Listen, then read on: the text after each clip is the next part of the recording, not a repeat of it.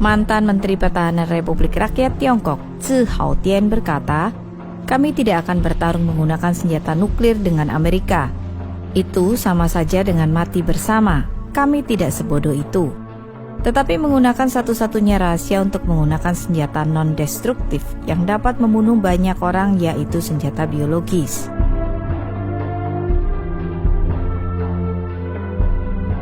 Apakah virus corona Wuhan adalah senjata biologis? Jika demikian, siapa yang membuatnya? Baru-baru ini, para ilmuwan India mengindikasikan bahwa protein lonjakan dalam novel virus corona, COVID-19, yang pertama kali ditemukan di Wuhan, memiliki sisipan unik yang mirip dengan HIV. Ilmuwan peneliti asal India, Anand Ranganathan, mentweet, "Ya Tuhan, ilmuwan India baru saja menemukan insersi mirip virus HIV/AIDS pada virus nCoV 2019 yang tidak ditemukan dalam virus corona lain." Mereka mengisyaratkan kemungkinan bahwa virus corona Wuhan ini adalah dirancang tidak kebetulan. Jika benar, itu akan sangat mengerikan. Media AS mencurigai COVID-19 adalah senjata biologis paling mematikan yang dikembangkan oleh Partai Komunis Tiongkok PKT. Tetapi jauh sebelum para ilmuwan India menerbitkan makalah mereka, Zerohead, sebuah situs web keuangan berbasis AS, menerbitkan sebuah artikel yang menyatakan bahwa melalui spionase teknologi, PKT telah mencuri virus corona baru dari proyek penelitian Kanada dan bermaksud menggunakannya untuk pengembangan senjata biologis. Laboratorium Wuhan, BSL-4, kebetulan adalah salah satu lembaga PKT yang terlibat dalam senjata biologis R&D. Dengan demikian, pandemi Wuhan mungkin telah bocor dari lab ini. Situs web militer utama PKT mengakui bahwa virus corona Wuhan adalah buatan manusia, tetapi telah melontarkan tuduhan bahwa virus itu direkayasa oleh Amerika Serikat. Pada tanggal 26 Januari, Silu.com, sebuah situs web militer PKT, menerbitkan sebuah artikel berjudul 4 protein utama yang diganti dalam COVID-19 ditujukan untuk hanya menginfeksi orang Tiongkok. Artikel ini mengakui bahwa COVID-19 adalah buatan manusia dan sangat mirip dengan virus SARS. Inilah informasi utama. 4 protein utama dalam COVID-19 diganti. Mengapa? Nomor 1, untuk menutupi COVID-19 sebagai virus SARS. Ini akan menipu petugas medis untuk merawat pasien COVID-19 sebagai pasien SARS, dan untuk mengadopsi tindakan pencegahan yang mereka gunakan selama wabah SARS. Ini dimaksudkan untuk menyesatkan mereka. Nomor 2, ini memberikan COVID-19 penularan yang sangat tinggi dari manusia ke manusia, sehingga ia akan menyebar dengan cepat. Siapapun yang berada di belakang rekayasa hayati virus ini sama sekali tidak menghiraukan nyawa manusia. Mungkinkah virus alami dari kelelawar atau tikus bambu benar-benar menjadi sangat mematikan? Jika virus ini 100% alami, bahkan 10.000 tahun tidak akan cukup untuk mencapai substitusi presisi seperti 4 protein utama dalam COVID-19. Artikel itu melanjutkan dengan mengatakan ini membuktikan bahwa satu-satunya jawaban yang masuk akal adalah bahwa COVID-19 dibuat di laboratorium. Dalam artikel itu, sebuah subjudul tercetak tebal bertuliskan "Dari SARS ke COVID-19. Pengujian rencana genosida Amerika." Dengan kata lain, artikel itu menuduh Amerika membuat senjata biologis yang hanya menargetkan orang-orang Tiongkok. Subjudul lain dari artikel itu berbunyi, menargetkan hanya orang Tiongkok. 96% kematian akibat virus corona adalah orang Tiongkok. Artikel itu menunjukkan bahwa COVID-19 adalah senjata biologis yang lebih mematikan daripada senjata lainnya. Apakah bom atom itu mematikan? Tetapi dalam menghadapi senjata biologis, bom atom atau bom hidrogen bahkan mungkin tidak dianggap sebagai senjata sama sekali. Apakah benar Amerika Serikat yang membuat senjata biologis seperti itu? Kita perlu meninjau pidato internal dari 20 tahun lalu yang diberikan oleh Menteri Pertahanan Tiongkok saat itu, Zhi Haotian. Pidato itu berjudul "Perang Tidak Jauh Dari Kita". Itu adalah bidan yang memastikan kelahiran abad dominan Tiongkok. Dalam pidato itu, Zhi membahas rencana jangka panjang yang menjamin peremajaan bangsa Tionghoa. Tzu mengatakan kita harus terus mencengkram 3 isu utama. Pertama, masalah ruang hidup yang dihadapi Tiongkok karena populasi berlebihan yang serius dan lingkungannya yang memburuk. Dengan demikian, ini mengarah pada masalah kedua. PKT harus mendidik orang-orang Tiongkok untuk go global. Dengan ini, Tzu berarti menaklukkan wilayah baru dan membangun Tiongkok kedua melalui kolonialisme. Dan akhirnya masalah ketiga dan yang paling kritis, masalah bagaimana berurusan dengan Amerika Serikat. Tzu memperingatkan para pendengarnya. Ini tampaknya mengejutkan, tetapi logikanya sangat sederhana. Ada bentrokan mendasar antara Tiongkok dan kepentingan strategis Barat. Dengan demikian, Amerika tidak akan pernah membiarkan Tiongkok mengambil alih negara lain dan membangun negara Tiongkok kedua. Amerika akan menghalanginya. Tzu melanjutkan penjelasannya. Apakah Amerika akan mengizinkan kita untuk mengglobal dan menguasai ruang hidup baru? Jika Amerika bertekad untuk menghentikan kita, maka akan sulit bagi kita untuk mengadopsi strategi apapun yang berarti melawan Taiwan, Vietnam, India, dan bahkan Jepang. Jadi, berapa banyak wilayah baru yang sangat berarti yang dapat diharapkan untuk kita taklukkan? Sederhana saja, hanya negara-negara dengan wilayah luas seperti Amerika Serikat, Kanada, dan Australia yang dapat memenuhi kebutuhan kolonialisasi skala besar kita. Tzu Haotian berkata, kami tidak akan bertarung menggunakan senjata nuklir dengan Amerika. Itu sama saja dengan mati bersama. Kami tidak sebodoh itu. Tetapi menggunakan satu-satunya rahasia untuk menggunakan senjata non-destruktif yang dapat membunuh banyak orang, yaitu senjata biologis. Tzu kemudian menambahkan, tentu saja kami belum melakukan apa-apa. Dalam beberapa tahun terakhir ini, kami telah mengambil kesempatan untuk mendapatkan senjata seperti itu. Partai Komunis Tiongkok PKT percaya senjata biologis sangat penting untuk mengalahkan Amerika Serikat. Tzu menghubungkannya dengan Deng Xiaoping, yang memprioritaskan senjata biologis sebagai senjata paling penting. Tzu berkata, ketika Kamerat Deng Xiaoping masih hidup, dia membuat keputusan yang cerdik dan benar untuk tidak mengembangkan kelompok pertempuran kapal induk. Sebagai gantinya, kita akan fokus pada pengembangan senjata biologis yang memusnahkan populasi musuh kita. Meskipun sulit dipercaya, tetapi Tzu melihat dirinya sebagai seorang komunis kemanusiaan. Dia mengakui bahwa dia merasa bertentangan dengan hal ini. Kadang-kadang saya berpikir tentang betapa kejamnya bagi Tiongkok dan Amerika untuk menjadi musuh, kata Tzu.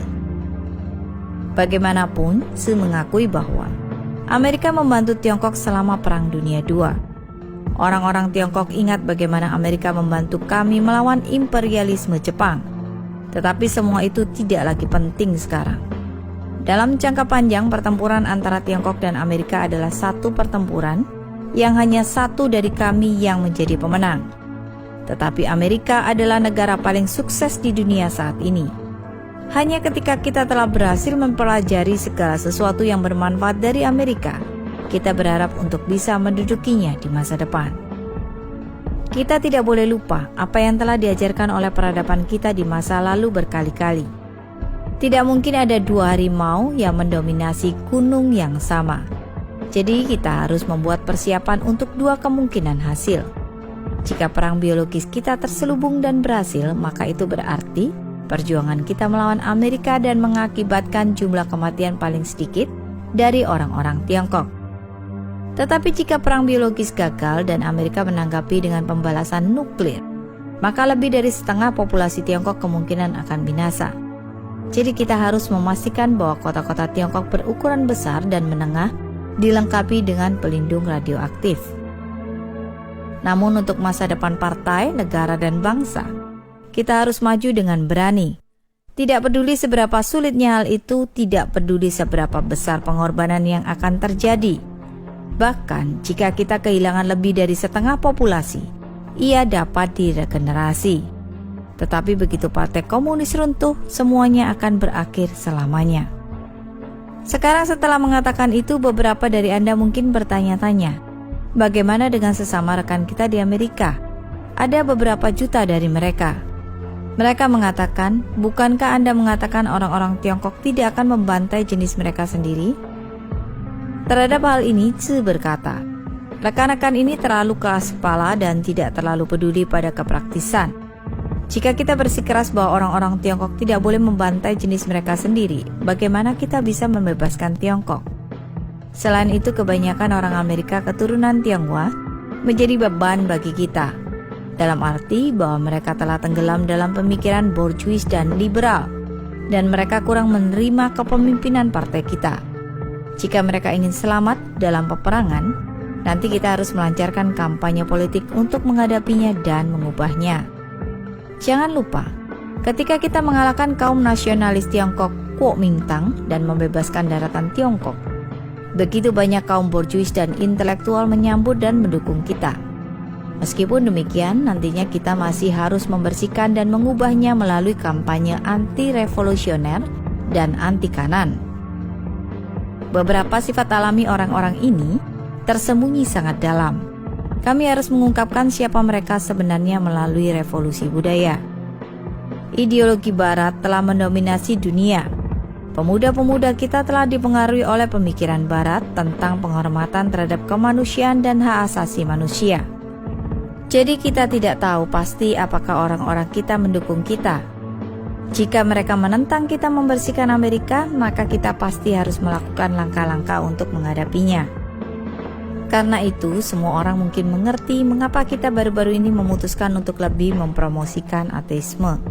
Jika ateisme Barat ingin datang ke Tiongkok untuk melemahkan kita, dan jika orang-orang Tiongkok ingin mendengarkan Tuhan dan mengikutinya, lantas siapa lagi yang dapat mendengarkan kita dan mengikuti kita?